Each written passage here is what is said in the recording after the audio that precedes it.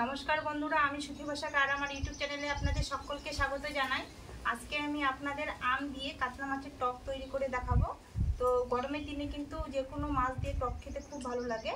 তো আপনারা প্রথম থেকে শেষ অবধি পুরো ভিডিওটা স্কিপ না করে দেখতে থাকুন, আশা করি ভালো লাগবে। আর ভালো লাগলে আমার চ্যানেলটি সাবস্ক্রাইব করে দিয়ে আমার পাশে থাকবেন। তো এখানে আমি কি কি উপকরণ নিয়েছি আপনাদের বলে দেব। এখানে নিয়েছি 600 গ্রামের মতো কাতলা মাছ। কাতলা মাছটা কিন্তু একদম টাটকা বন্ধুরা, দেখুন একদম টাটকা। আর এখানে নিয়েছি হলুদ, জিরে, ধনে, শুকনো লঙ্কা একটু বেটে নিয়েছি, লবণ, 5 ফোড়ন, 2টো শুকনো লঙ্কা। আর এখানে নিয়েছি 2টো আম কেটে নিয়েছি, 4টে কাঁচা লঙ্কা আর একটা বড় মাপের আলু কেটে নিয়েছি। উনুন ধরানো হয়ে গেছে, কড়াই বসিয়ে দেব। এরপর মাছের মধ্যে হলুদ লবণ মেখে নেব।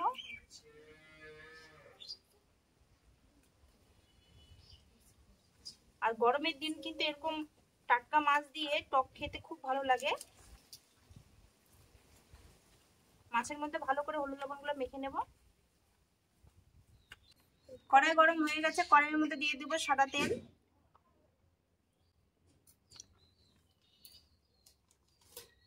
তেল গরম হয়ে গেছে, এক এক করে মাছের পিসগুলো দিয়ে ভালো করে ভেজে নেব। উল্টে পাল্টে মাছগুলো ভালো করে ভেজে নেব। দেখুন বন্ধুরা, মাছগুলো আমি ভালো করে ভেজে নিয়েছি, এবার তুলে নেব বাটিতে। একইভাবে মাথা লেজাটা ভেজে নেব। একইভাবে মাথা লেজাটা ভালো করে ভেজে নিয়েছি লাল লাল করে, এবার তুলে নেব। একইভাবে এই মাছ ভাজা তেলের মধ্যে আলুগুলো হালকা করে একটুখানি ভেজে নেব। সামান্য দিয়ে দেবো হলুদ, সামান্য লবণ দিয়ে ভেজে নেব। দেখুন বন্ধুরা, আলুগুলো আমি লাল লাল করে ভেজে নিয়েছি, এবার আলুগুলো তুলে নেব।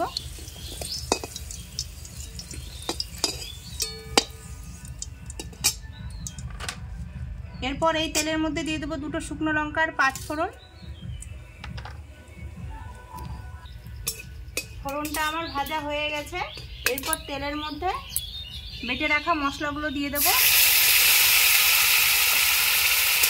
মশলাটা দিয়ে হালকা করে একটুখানি কষিয়ে নেব। এরপর দিয়ে দেবো সামান্য একটু হলুদ,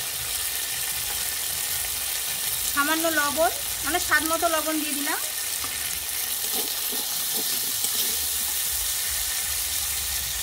এরপরে দিয়ে দেবো কেটে রাখা আমগুলো। আমগুলো দিয়ে মশলার সঙ্গে একটুখানি কষিয়ে নেব।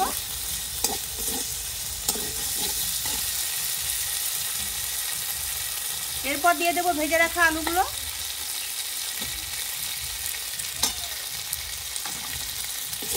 আলু আর আম মশলার সঙ্গে ভালো করে কষিয়ে নেব। আলু, আম আর মশলা ভালো করে কষিয়ে নিয়েছি, এবার দিয়ে দেবো ঝোলের জন্য জল। আর গরমের দিনে কিন্তু হালকা পাতলা ঝোল খেতে ভালো লাগে। ঝোলগুলো ফুটে উঠেছে, এরপরে আমি মাছগুলো ঝোলের মধ্যে দিয়ে দেব।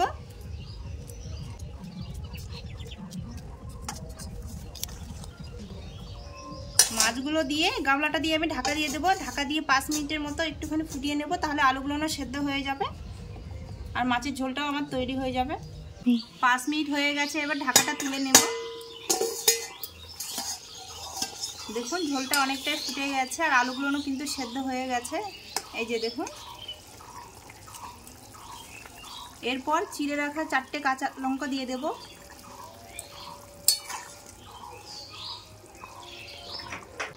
বন্ধুরা, আম দিয়ে কাতলা মাছের পাতলা ঝোল আমার হয়ে গেছে, এবার আমি ঢেলে নেব একটা গামলায়।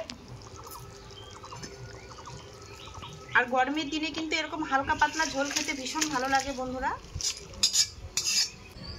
বন্ধুরা, আম দিয়ে কাতলা মাছের পাতলা ঝোল হয়ে গেছে, দেখুন আর কত সুন্দর হয়েছে। আর গরমের দিনে কিন্তু এরকম হালকা পাতলা আম দিয়ে মাছের ঝোল, যে কোনো মাছের ঝোল খেতে কিন্তু বন্ধুরা ভীষণ ভালো লাগে। তো রেসিপিটা কেমন হয়েছে অবশ্যই কিন্তু কমেন্টে জানাবেন।